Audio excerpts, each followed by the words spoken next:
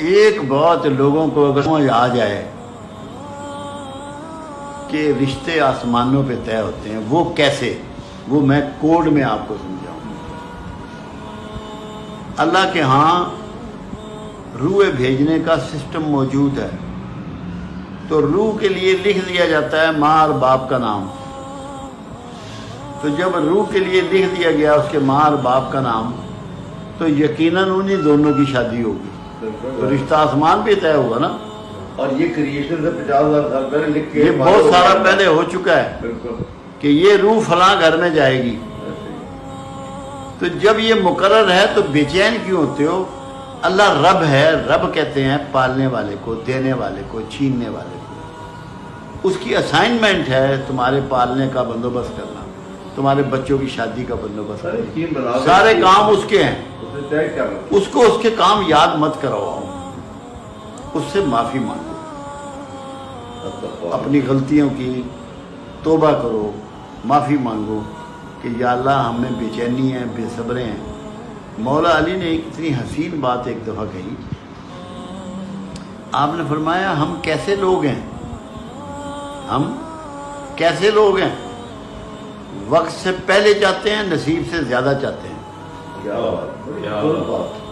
وقت سے پہلے، او بھائی تیری بیٹی کا، تیرے بیٹے کا وقت مقرر ہے، جب اس کی شادی کا وقت آنا ہے، جس جگہ ہونی ہے، پروردگار عالم نے غیب سے اس کے بندوبست کرنے ہیں، سب ہو جانا ہے۔ تو صبر کر کے بیٹھ، بے صبرہ ہو کے تو کر لے گا۔ اصل میں چیز کیا ہے؟ لوگ یہ سمجھ رہے ہیں کہ میری بیٹی کا رشتہ، میرے بیٹے کا رشتہ، میرا کاروبار میری ایفرٹ سے ہے۔ یہ ایفرٹ سے نہیں ہے، نصیب سے۔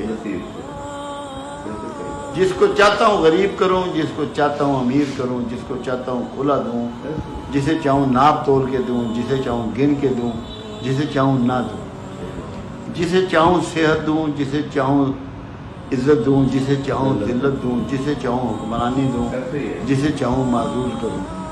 یہ سارے اختیارات اس کے ہیں۔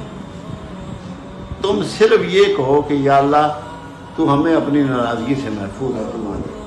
جب اللہ تم پہ راضی ہوگا تو سکونت تم پہ طاری ہو جائے گی، تمہارے دلوں کو اطمینان ہو جائے گا، اور تمہاری زندگی میں آسانیاں آ جائیں گی۔ ہونا پھر بھی وقت پہ ہی ہے، اپنے ٹائم پہ کام ہونے ہیں۔ یہ پروردگار کے ہاں معاملات طے ہیں۔ ایک حدیث مبارکہ ہے، بخاری کی بھی ہے، مسلم کی بھی ہے، کہ پروردگار عالم روحوں کو پیدا کرنے سے قبل، روحوں کو پیدا کرنے سے 50,000 سال قبل سب کا سب کچھ لکھ کر فارغ ہو چکا تھا۔ یہ حدیث مبارکہ ہے، یہ الفاظ ہے۔ جب ہمیں یہ بات پتہ ہے کہ مالک نے، یقین نہیں ہے، ابھی دیکھیں جو لوگ ریکھا کے علم کو جانتے ہیں، علم ہاتھ کے علم کو جانتے ہیں، لکیروں کے، کوئی ستاروں کے، مختلف چیزوں سے علوم ہیں، حیران کن آپ کو چیزیں بہت پہلے بتا دیتے ہیں، مگر یہ کیونکہ گناہ کے زمرے میں آتے ہیں، منع کر دیا گیا۔ کیونکہ اس کی وجہ یہ ہے کیونکہ آپ 5 ٹائم آپ کہتے ہیں ایاک نعبد و ایاک نستعین، تیری عبادت کرتے ہیں اور تجھی سے مدد مانگتے ہیں۔ تو جب آپ کا کوئی شعبہ زندگی ایسا ہو جائے گا جس میں اللہ کے علاوہ کہیں اور سے آپ کی مدد کی طلب نظر آئے گی، تو آپ مشرکین میں داخل ہو جائیں گے۔ یہ بہت نازک معاملہ ہے، اس لیے یہ ان چیزوں سے روکا گیا ہے، ان علوم سے روکا گیا ہے۔ اللہ کے رسول صلی اللہ علیہ وسلم نے تو یہاں تک فرمایا یہ حساب کتاب لگانے والے، لگوانے والے ہم میں سے نہیں۔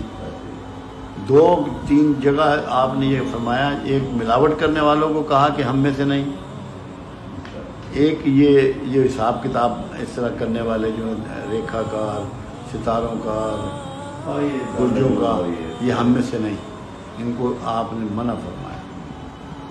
کیوں؟ اس سے آپ کا ٹرسٹ ٹوٹتا ہے۔ بالکل۔ مجھے ایک دفعہ ایک بندے نے پوچھا کہ کیا پرائز بانڈ جو ہے لینا ناجائز ہے؟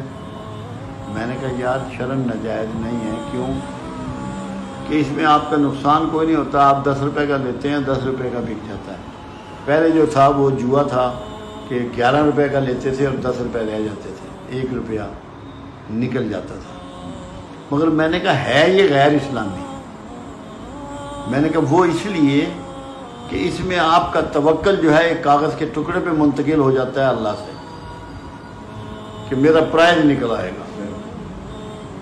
جو چیز آپ کے توکل کو کمزور کرے اور اسے ڈیمیج کرے وہ ان اسلامک ہے اور آپ کو اللہ سے دور کرنے کا راستہ ہے. پروردگار عالم نے کم و بیش 1,24,000 پیغمبر محبوس فرمائے. جو ہمارے پاس 28 کا ریکارڈ اویلیبل ہے قرآن میں، ان 28 کو ایک بات اللہ نے سب کو کہی اور ایک بات تمام پیغمبروں سے اللہ نے کہلوائی. ان کو یہ کہا کہ تمہارا کام دعوت دینا ہے، ہدایت دینا میرا کام ہے.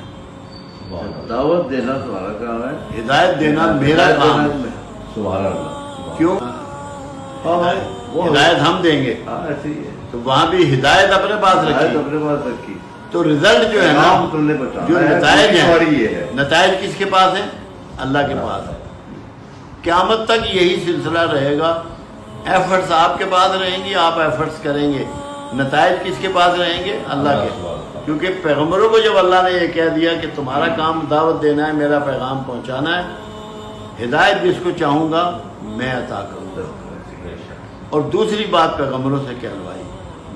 ہر پیغمبر نے یہ کہا لوگ کچھ نہیں چاہیے. اب زندگی میں سکون کے لیے جو آپ کو گول دے دیا، جو طریقہ دے دیا، جو میسج دے دیا، وہ یہ ہے کہ اخلاص والے بن جاؤ کہ لوگوں سے کہہ دو ہمیں تم سے کچھ نہیں چاہیے. لوگوں سے توقعات ختم کر دو، اللہ تم سے راضی ہو جائے گا اور تمہاری توقعات کو پورا کرے گا. لوگوں سے جوڑ دو. اور جن سے جسمانی راحت ہے وہ آرام کہلاتا ہے، وہ مادی کام ہے سارے. وہی اسی میں آپ جو وہ سارے غیر مادی کام ہیں سکون کے لیے جو ہیں، کیونکہ سکون بذات خود غیر مادی فعل ہے، مادی کیفیت نہیں ہے. یہ ایسے ہی ہے جیسے آپ کی آنکھ ہے نا، یہ مادہ ہے، جو نظر ہے وہ غیر مادہ ہے. تو کام تو آپ نظر سے لے رہے ہیں. نظر آنا بند ہو جائے آنکھیں تو ساری پتلیاں وغیرہ وہیں رہیں گی، کوئی نکل کے باہر تو نہیں چلی جاتی. ہارڈ ویئر نہیں موجود ہے، ہارڈ ویئر وہیں موجود ہے. لیکن وہ غائب ہو گیا. جو غائب ہوا وہ نیات ہیں، وہ اخلاق ہے، وہ اخلاص ہے، وہ محبت ہے، وہ ایثار ہے، وہ جذبے ہیں. انہی سے سکون ہے. اب جیسے اب دیتے ہیں آپ کسی غریب کو تو اس سے سکون ملتا ہے. وہی بات اس میں بھی آپ نے یعنی کہ دے کے مل رہا ہے، وہ دینے میں ہے. دے کے سکون مل رہا ہے، ہاں کسی کو خوشی راحت مل رہی ہے. مل رہی ہے. کسی کو مال دو گے تو اس سے ہی آپ کو خوشی ملے گی. اب میں آپ کو عزت دوں گا نا تو مجھے عزت ملے گی. جو دو گے وہ ملے گا. وہ واپس مل جائے گا، اللہ اسے بڑھا کے لوٹا دے گا آپ کو. بس اللہ کرے یہ سمجھ میں آتی نہیں ویسے یہ عام طور پہ جنرلی نہیں سمجھ میں آتی. نہیں آتی.